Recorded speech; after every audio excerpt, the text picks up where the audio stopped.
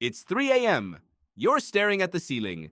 Your phone is face down on the nightstand because you promised yourself you wouldn't check it. But the real answer to why you're awake right now is far stranger than stress, or screens, or too much coffee. Your brain thinks something is wrong, not with your life, with the night itself. For most of human history, waking up in the middle of the night wasn't a disorder. It wasn't a symptom, it was Tuesday. Historian A. Roger Ekirch spent over a decade digging through old court records, diaries, and medical texts from pre-industrial Europe. He kept finding the same strange phrase over and over in documents centuries apart. People wrote about their first sleep, and then, later, their second sleep. Not one block of rest. 2. Somewhere around midnight, people simply woke up. For an hour, sometimes 2, they were fully, quietly awake in the dark. They prayed. They talked with a partner. They tended the fire. Some had sex. Some just lay there thinking in a state they called watching. Then, eventually, they drifted back down into a second sleep that carried them to dawn. This wasn't insomnia. This was the default setting of a species without electric light. Think about what your ancestors' nights actually looked like. No bulbs, no screens, no street lamps leaking through the blinds. Just a fire that burned low, and then out, and then true darkness for 10, 12, sometimes 14 hours a night, depending on the season. 14 hours is a long time to expect anybody to lie still and unconscious. So it didn't. It split the night in 2. Ekirch found this pattern in places you wouldn't expect. Not just peasant diaries. Court testimonies, where a witness would casually mention what happened between their first sleep and their second, as if everyone in the room already knew exactly what that meant. Physicians' manuals, giving advice about which medicines worked best if taken during the first sleep versus the second. Even a French doctor writing calmly about the ideal time for conception, which he placed not at bedtime, but in that quiet waking hour after the first sleep, when the body was rested but not yet fully alert. None of these writers explained the phrase. They didn't need to. It was as familiar to them as lunch or bedtime is to you. Here's where it gets stranger. This wasn't just some quirky European habit. In the 1990s, a psychiatrist named Thomas Wehr ran an experiment that should be far more famous than it is. He took a group of volunteers and put them in a room with no artificial light for 14 hours a night for a full month. No phones, no lamps, no clocks glowing in the dark. Just extended darkness, the way winter nights would have looked 10,000 years ago. What happened to their sleep? Within a few weeks, without anyone telling them to, their sleep split apart. First sleep, a waking period in the middle. Second sleep. The exact pattern Ekirch had found buried in centuries-old diaries showed up again, spontaneously, in a modern lab. Your body didn't forget how to do this. It's still in there, waiting for the dark to get long enough to let it out. Wehr's volunteers didn't just wake up and lie there in frustration either. Their bodies used that middle hour for something specific. Blood samples taken during the waking period showed elevated levels of prolactin, a hormone usually associated with calm, almost meditative states. The kind of chemistry your body produces during quiet rest, not during stress. Whatever this waking hour was for, your body wasn't panicking through it. It was settled in it. That single detail matters more than it seems. The waking itself was never the problem. It's what happened next that changed. But if this was so normal, why does it feel like a crisis when it happens to you now? Because somewhere along the way, the story changed. Gas lamps arrived. Then electric light. Suddenly, the night could be pushed back, shortened, tamed. Factories needed workers who slept in one solid block and showed up on time. Doctors, working from this new normal, started calling anything else a problem. The 2-part night quietly vanished from memory in less than 200 years. A pattern your ancestors lived with for tens of thousands of years got erased in about 6 generations. You didn't inherit the memory. You just inherited the body that still expects it. Now here's the part that connects even further back, past candlelight, past villages, into the deeper past your body actually evolved in.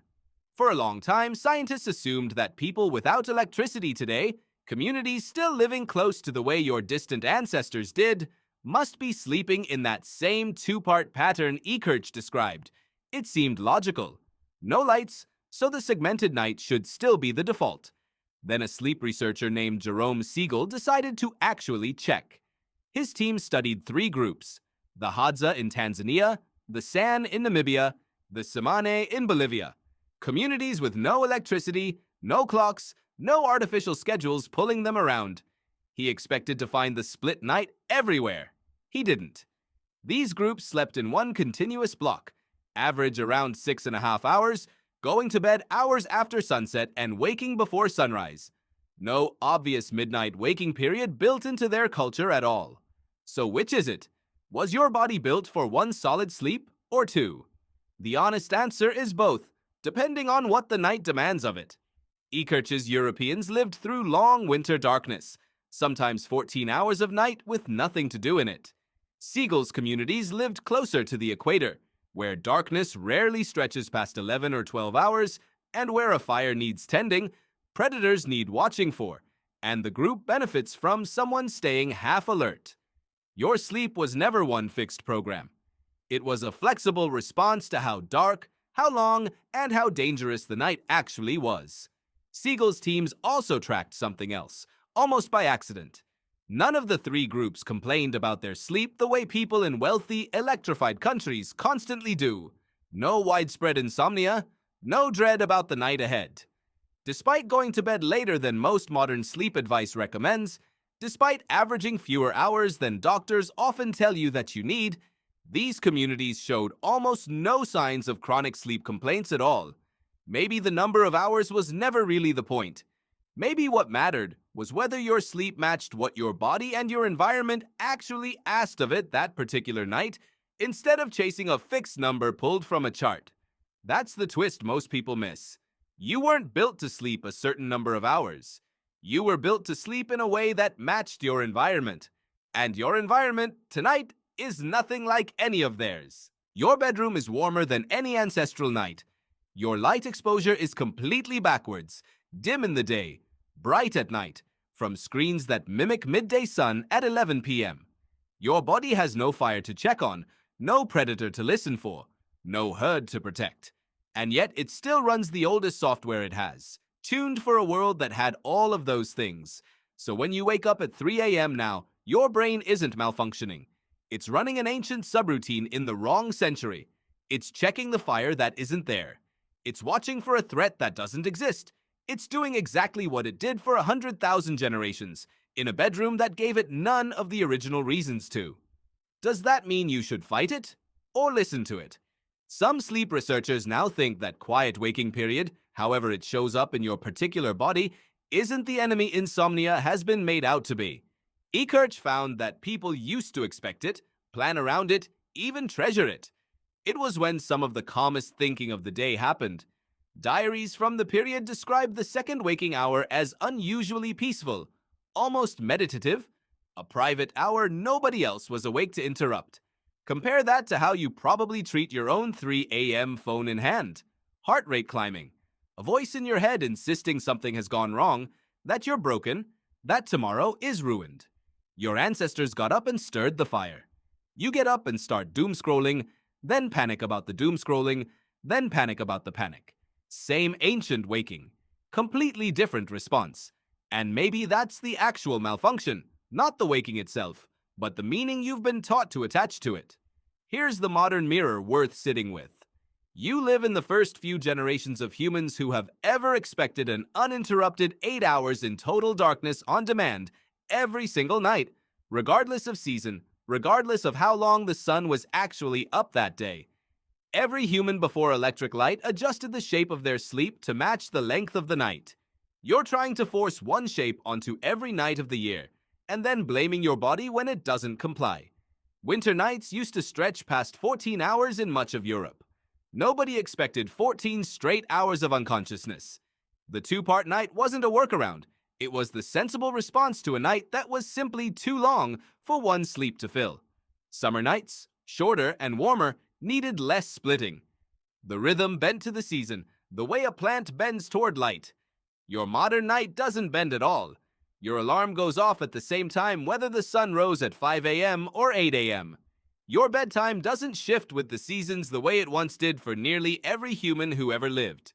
You've replaced a flexible, responsive system with a rigid, fixed one, and then you wonder why your body occasionally pushes back against the schedule you've imposed on it. None of this means every 3 a.m. waking is nothing to worry about. Chronic, exhausting insomnia is real, and it deserves real attention, not a folk history lesson. But an occasional stretch of quiet wakefulness in the middle of the night, without anxiety attached, without a diagnosis attached, might just be the oldest, most ordinary thing your body knows how to do. So next time it happens, before you reach for the phone, try something almost nobody does anymore. Just lie there. Let your mind wander the way it did in a candlelit room 400 years ago, or around a low fire 50,000 years before that. No task waiting for you. No fire to check. Just a body doing exactly what it was built to do in a night that finally got long enough or dark enough to let it. It's 3 a.m. You're lying there awake. And for the first time, maybe you realize the strange part was never the waking. The strange part was ever expecting the night to be one unbroken thing at all.